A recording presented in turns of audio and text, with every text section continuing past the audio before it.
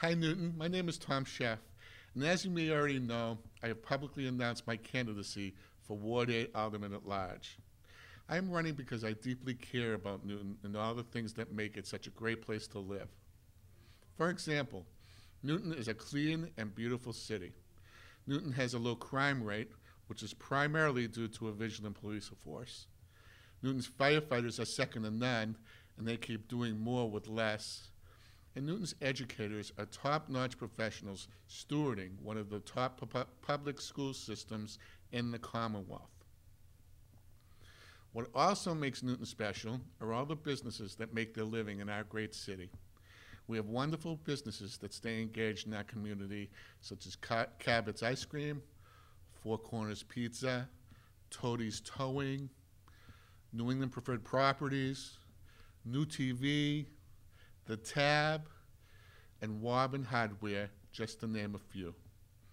They help enrich Newton and make it an exciting place to live.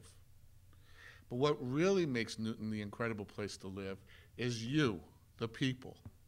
You create an environment where it's cool to be smart. You create an environment where it's important to stay engaged. And you create an environment where almost everyone understands that it's vital to work together as a community of neighbors to help keep Newton safe and strong. In difficult times such as these, it's great to know we have a city full of caring people. We may not all agree on how to resolve our issues, but it doesn't mean we don't all equally care. Unfortunately, cracks in our veneer are increasingly evident.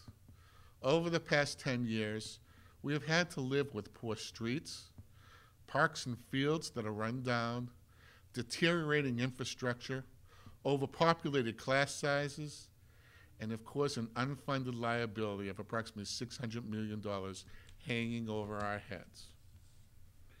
Our Board of Aldermen hasn't helped the situation at all. Over the years, the Board of Aldermen has rubber-stamped budget after budget, which has taken money away from our preventative maintenance of our public buildings so that our previous mayor can balance the budget year after year. The Board of Aldermen sat by and watched a $200 million high school being built without fighting for a budget on the project, which would have reined in costs dramatically. The Board of Aldermen sat by and watched the previous administration changed directions on Newton North High School 3 different times in the course of an 11-year period, which largely cost the city roughly $90 million. That is $90 million that could have gone into renovating almost half the elementary schools that need renovated, that need help. The Board of Aldermen sat by and watched the previous administration try to humiliate our firefighters for years with an unjust sick leave policy until a group of citizens got involved and challenged the mayor. The issue got in front of an impartial mediator, and the firefighters were vindicated. The Board of Aldermen didn't oppose the previous administration when the legal department convinced the Board of Aldermen that Stearns and Pellegrini Park could be fixed up with CPA funds. But a 10-citizen group and a Newton attorney stood up to the mayor and won that lawsuit too. Each time the Board of Aldermen is wrong, it costs the city time, resources, and money. What the city needs is a Board of Aldermen who gets the issues right the first time around. Issues that are being decided today affect our lives, our children's lives, our families' lives 10 years from now. In 2005, when I ran for mayor, my platform consisted of 3 main objectives. The first objective was to have an independent auditor or a group of local professionals audit our books. My naysayers laughed at me, literally, to my face. They said, "Tom, you can't do that. It's obvious you don't know what you're doing." About a year later, The Blue Ribbon Commission and then the Citizens Advisory Group was formed, and they were ordered to audit our books. My second objective was the zero-based budget. My naysayers said, Tom, you can't do that. You don't know what you're doing. Now the current administration is zero-based budgeting, and they are finding millions of dollars in cost savings.